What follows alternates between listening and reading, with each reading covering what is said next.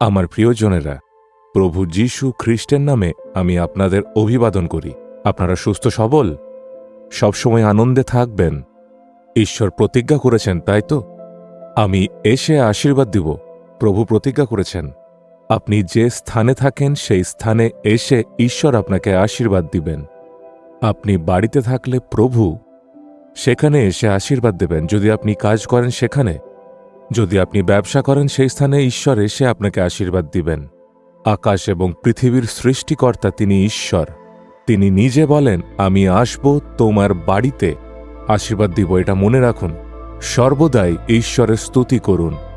প্রভুকে এভাবে বলে স্তুতি করুন, হে প্রভু, তুমি আমার সাথে থাকার জন্য প্রতিজ্ঞা করেছ। আমি যেখানেই থাকি সেখানে এসে আশীর্বাদ দেওয়ার প্রতিজ্ঞা করেছ, সেই কারণে স্তুতি করি। সর্বদাই ঈশ্বরকে ধন্যবাদ দিতে থাকুন। কিন্তু আপনি বলেন, আমি যার উপরে ভরসা করেছি, সাহায্যের জন্য বলেছিলাম, সেই সমস্ত লোকেরা আমাকে ত্যাগ করেছে। আর আপনি বলেন, সমস্ত ডাক্তারেরা এই রোগকে পরীক্ষা করে, তারপরে কোনো আশা নেই বলে দেয়, কেননা পরিস্থিতি খারাপ ছিল। কি করব, ওষুধও কাজ করে না। এভাবে আপনি নিরাশ হয়ে আছেন। কিন্তু প্রভুর বাক্যে দেখুন, যিশায় 62 অধ্যায় 12 পদে, আর তাহাদিগকে বলা যাইবে পবিত্র প্রজা, সদাপ্রভুর মুক্ত লোক, এবং তোমাকে বলা যাইবে অন্বেষিতা, অপরিত্যক্তা নগরী।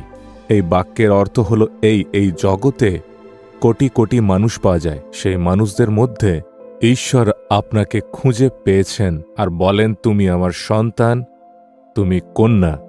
সবথেকে সৌভাগ্যের বিষয়, আকাশ ও পৃথিবীর সৃষ্টিকর্তা ঈশ্বর আমাদের খুঁজে পেয়ে আমাদেরকে তিনি বলেন, তুমি আমার পুত্র, তুমি কন্যা।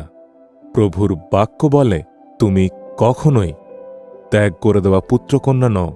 তাতে যে মানুষের উপরে আপনি ভরসা করেছেন সে আপনাকে ত্যাগ করেছে। কিন্তু ঈশ্বরকে এমনটা বলেছেন, আমার সামর্থ্য নেই, আমার জন্য এই কাজটা অনেক কঠিন, আমি এত বড় কাজ করতে পারবো না, এমনটা কি ঈশ্বর বলেছেন? ঈশ্বর বলেন, আমি কখনোই তোমাকে ত্যাগ করব না। তাহলে আপনাকে কে বলেছে আপনি ত্যাগ হয়েছেন? আপনি এটা জেনে নিন, ঈশ্বর কখনোই আপনাকে ত্যাগ করবেন না। 1974 সালে ঈশ্বর আমাকে সেবা কার্যে ডাকেন। এখন 50 বছর পূর্ণ হয়েছে। প্রভুর কাছে বিনতি করি, হে প্রভু, আমি তোমার হাত ধরলেও কখনো কখনো আমি তোমার হাত ছাড়তে পারি, কিন্তু তুমি আমার হাত ধরে পরিচালিত করবে। প্রভু বলেন, হ্যাঁ, আমি তোমাকে ডান হাত ধরে পরিচালিত করব। আমি সমর্পণ করি, ঈশ্বর আমাকে পরিচালনা করেন। এটা একটা অদ্ভুত পরিস্থিতিকে দেখুন, আর সমস্যাকে যদি দেখেন তাহলে অবশ্যই সেবা থেকে পিছিয়ে পড়বেন। আমি প্রভুকে বলি, যদি তুমি আমার হাত ধরে থাকো আমি তোমার সাথে থাকব। প্রভু আমাকে বলেন, আমাকে তোমার হাত দাও। ঈশ্বর আমার হাতকে ধরেন। 50 বছর পূর্ণ হয়েছে, তিনি ত্যাগ করেননি। কত বিপদ এসেছে, কত সমস্যা এসেছে, কত মুশকিলে পড়েছি, অপমানিত হয়েছি, লোকে নিন্দা করেছে, কিন্তু সমস্ত পরিস্থিতিতে ঈশ্বর আমার সাথে ছিলেন, কখনোই ত্যাগ করেননি। এত অভিজ্ঞতার সাথে আমি বলতে পারি, ঈশ্বর কখনোই ত্যাগ করবেন না। কিন্তু আপনি আপনার হাতকে ঈশ্বরের হাতে দিবেন। আপনি দূরে থেকে বলেন, সমস্ত লোকেরা আমাকে ত্যাগ করেছে আর ঈশ্বরও আমাকে ত্যাগ করেছেন। আজ আপনাকে কি করতে হবে? নিজেকে এবং নিজের পরিবারের সমস্ত লোকেদের, সমস্ত সদস্যদের প্রভুর চরণে সমর্পণ করুন আর বলুন, প্রভু, আমি নিজেকে এবং পরিবারের সমস্ত লোকেদের সমর্পণ করি। তুমি ক্রুশে আমার জন্য নিজের প্রাণকে দিয়েছ আর আমার পাপকে ক্ষমা করেছ, আমি অর্পণ করি।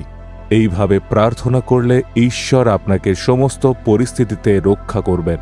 কিন্তু এখনো পর্যন্ত আপনি নিজেকে প্রভুর চরণে সমর্পণ করেননি। তা সত্ত্বেও বলেন, ঈশ্বর আমাকে ত্যাগ করেছেন। আজ আপনি সম্পূর্ণ হৃদয় থেকে নিজেকে সমর্পণ করুন। হে প্রভু, আমি বিশ্বাস করি তুমি কখনোই ত্যাগ করবে না। তোমার হাতে আমাকে এবং আমার পরিবারকে সমর্পণ করি, তুমি পরিচালিত করো। আমি বিশ্বাস করি তুমি শেষ সময় পর্যন্ত পরিচালিত করবে। যিশুর নামে আমেন, আমেন।